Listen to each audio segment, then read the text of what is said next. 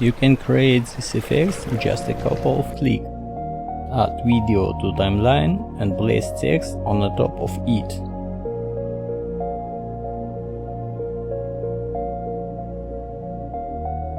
Enter the text, choose the font and size.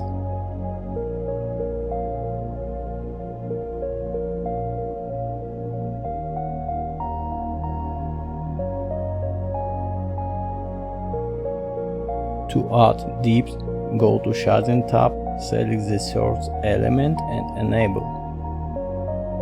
Choose the shadow color.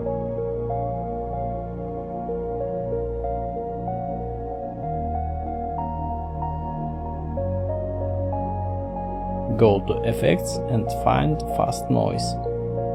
Apply it to the text and switch to the Effects tab.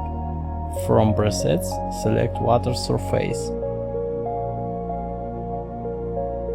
Adjust effect.